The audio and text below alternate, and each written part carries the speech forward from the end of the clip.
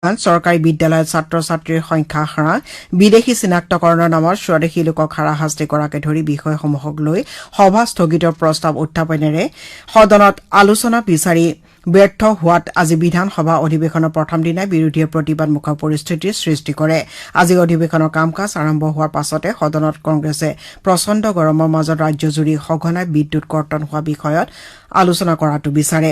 আনহাতে ৰাজ্যত ক্ৰমাগতভাৱে চৰকাৰী বিদ্যালয়সমূহ বন্ধ কৰি দিয়াৰ বিষয়ত সদনত ৰাইজৰ দলে আলোচনা বিচাৰে।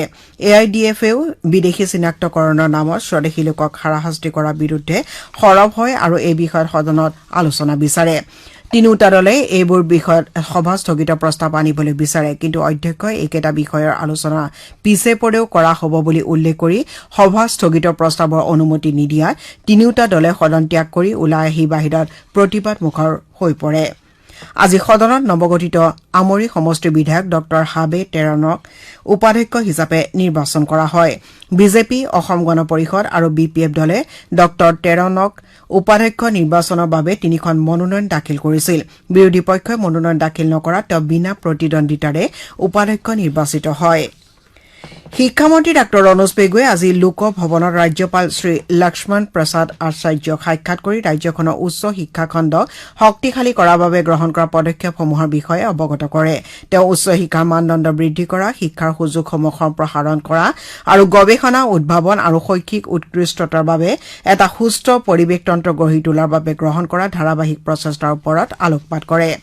ৰাজ্যপাল শ্ৰী আচাৰ্যই শিক্ষা বিভাগে উচ্চ শিক্ষাৰ মান উন্নত কৰাৰ ক্ষেত্ৰত গ্ৰহণ কৰা পদক্ষেপসমূহৰ শলাগ লয়। তেওঁ লগতে উচ্চ শিক্ষাত হোৱা পৰিৱৰ্তনসমূহৰ ওপৰত নিৰন্তৰ চকু ৰাখিবলৈ আহ্বান জনায়।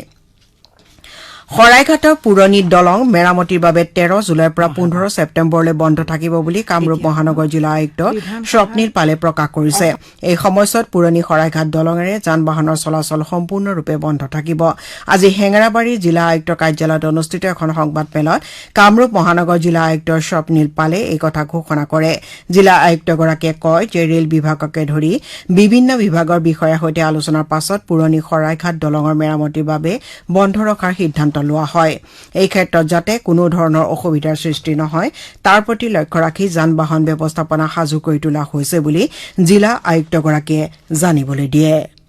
13 জুলাই 2026 পৰা অলমোষ্ট 2 মান্থছৰ কাৰণে মেজৰ ৰিপেয়াৰিং ৱৰ্ক আছে। ওল্ড সৰাইঘাট ব্ৰিজটো ট্ৰান্সপৰ্টেশ্যনৰ কাৰণে বন্ধ থাকে। সো ডিউৰিং দ্যাট পিৰিয়ড যেতিয়া ওল্ড সৰাইঘাট ব্ৰিজটো বন্ধ থাকিব, আমাৰ নিউ সৰাইঘাট ব্ৰিজত দুটা ফালৰ ট্ৰাফিক মুভমেণ্টে হ'ব। সো আজিৰ দিনত মেট্ৰৰ পৰা কামৰূপ যোৱা যিমান ভেহিকেল আছে এইটো নতুন ব্ৰিজ দি যায়, আৰু কামৰূপৰ পৰা মেট্ৰলৈকে অহা যিমান ভেহিকেল আছে এইটো পুৰণা ব্ৰিজ দি আহে। সো ওল্ড ব্ৰিজটো বন্ধ কৰি দিয়াৰ লগে লগে এই গোটেইখিনি ট্ৰাফিক এই নিউ ব্ৰিজ দিয়ে আহিব both ways. সো তাৰ কাৰণে যিকেইটা কাম আছে আমি নেক্সট 6 ডেজ যেটো আমাৰ হাতত আছে এইটো আমি কমপ্লিট কৰিম নতুন পাৰ্টত।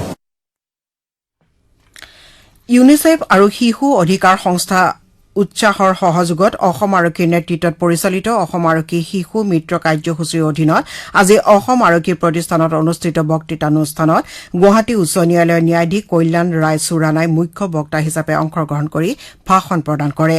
ভাষণ প্ৰসংগত তেওঁ যৌন অপৰাধৰ পৰা শিশু সুৰক্ষা আইন 2012ৰ অধীনত শিশুকেন্দ্ৰিক ন্যায় ব্যৱস্থাৰ সমগ্ৰ ৰাজ্যখনৰ ৰূপায়ণৰ ওপৰত গুৰুত্ব আৰোপ কৰে। গুৱাহাটী উচ্চ ন্যায়ালয়ৰ কিশোৰ ন্যায় সমিতিৰ অধ্যক্ষ ন্যায়াধীশ চুৰানাই নিজৰ ন্যায়িক অভিজ্ঞতাৰ আধাৰত শিশু যৌন নিৰ্যাতনৰ বিৰুদ্ধে ন্যায় ব্যৱস্থাটো অধিক শক্তিশালী কৰাৰ ক্ষেত্ৰত শিশু অনুকূল প্ৰক্ৰিয়া, ভুক্তভোগীক সহায় আৰু বিভিন্ন প্ৰতিষ্ঠানৰ মাজত থকা সমন্বয়ৰ ভূমিকা সন্দৰ্ভত আলোকপাত কৰে। নিশাৰ আঞ্চলিক বাতৰি ইমানেই। পৰৱৰ্তী বাতৰি পুৱা 7:05 শুনিবলৈ পাব।